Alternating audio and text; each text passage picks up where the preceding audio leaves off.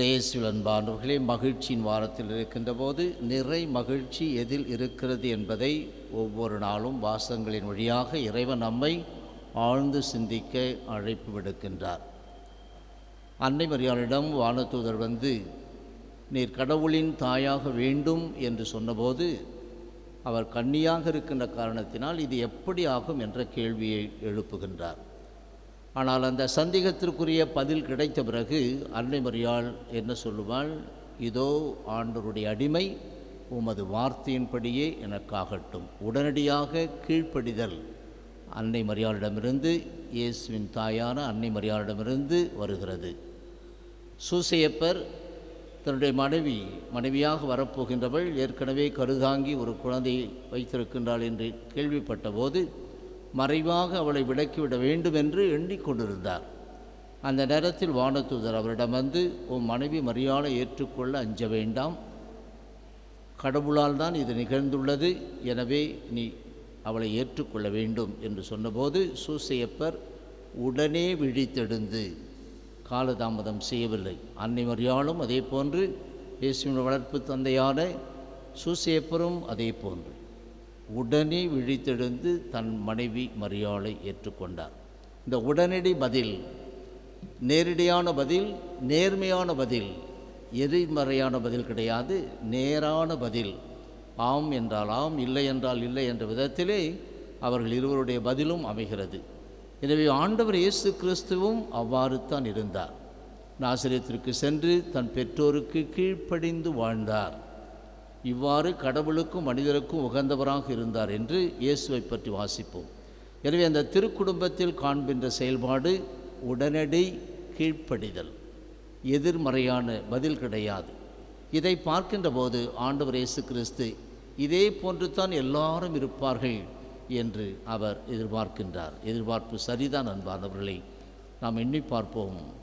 துறவு நிலையில் இருக்கின்றோம், இல்லற நிலையில் இருக்கின்றோம், நமக்கு தெளிவான ஒரு சிந்தனையும் அறிவும் இருக்கிறது. இந்த நிலையில் நாமும் இப்படி இருக்க வேண்டும் என்று இயேசு எதிர்பார்ப்பதில் தவறில்லை. ஆனால் எதிர்மறையான பதிலை கொடுக்கக்கூடியவர்களும் இருப்பார்கள். ஸ்நாபகர் வந்தார், போதித்தார், ஆனால் அவருடைய செய்தியை நீங்கள் கேட்கவில்லை என்பதை மையமாக வைத்துத்தான் இயேசு தலைமை குருக்களையும் மக்களின் மூப்பர்களையும் நோக்கி, தலைமை குருக்கள் மக்களின் மூப்பர் எப்படிப்பட்டவர்கள், அவர்களை பார்த்துத்தான் இந்த நிகழ்ச்சியை பற்றி நீங்கள் என்ன நினைக்கிறீர்கள் என்று அந்த இரண்டு மகன்கள், முதலில் போக மாட்டேன் என்று சொல்லுகின்றான், பிறகு மனமாறுகின்றான். அன்னை மரியாள், சூசையப்பர், இயேசு இவர்களுக்கு எதிரடையான ஒன்று, எதிர்மறையான பதில், ஆனால் நேர்மறையான செயலை அவன் செய்வான். போக மாட்டேன் என்று சொல்லிவிட்டு பிறகு அதை பற்றி அவன் எண்ணி தன் மனதை மாற்றிக்கொண்டு செல்வான். இன்னொருவன் இதோ போகிறேன் ஐயா, அந்த வெளிவேஷம் கீழ்ப்படிதலை காட்டுவதை போன்று மரியாதையோடு சொல்கின்ற ஒரு வார்த்தையாக அமைந்து, ஆனால் அவன் போகவில்லை. எனவே இந்த இருவருள் யார் சிறந்தவன்? மூத்தவன் தான். போக மாட்டேன் என்று சொன்னான், ஆனால் உணர்ந்து கொண்டு மனதை மாற்றிக்கொண்டு சென்று விட்டான். இதே நிலையில்தான் வரி தண்டுவோர், பாவிகள், விலைமகளிர் இவர்களெல்லாம் உங்களுக்கு முன்பாக இறையாட்சிக்கு சென்று விடுவார்கள். காரணம், அவர்கள் பாவம் செய்தார்கள், கடவுளுடைய விருப்பத்திற்கு கட்டளைக்கு எதிராக சென்றார்கள். ஆனால் பிறகு அதை உணர்ந்து ஸ்நாபகர்களுடைய போதனையை கேட்டு தங்களுடைய மனதை மாற்றிக்கொண்டு அவர்கள் இறையாட்சிக்கு உட்பட்டவர்களாக மாறிவிடுகின்றார்கள். மனமாற்றம். ஆனால் நீங்கள் அவ்வாறு செய்யவில்லை.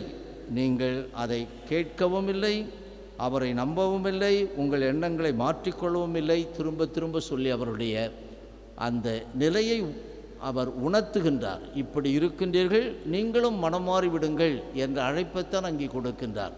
எனவே அன்பானவர்களை, இதை பார்க்கின்ற போது நாம் எந்த அளவிற்கு கடவுளுடைய வார்த்தைக்கு முதலில் நமது பலகீனத்தில் நாம் எதிரடையாக சென்றாலும் கூட பிறகு எவ்வாறு நாம் மனமாற்றம் அடைந்து அவருடைய அன்பு பிள்ளைகளாக மாறுகிறோம் என்பதை இந்த வாசகங்கள் நமக்கு வலியுறுத்துகின்றன.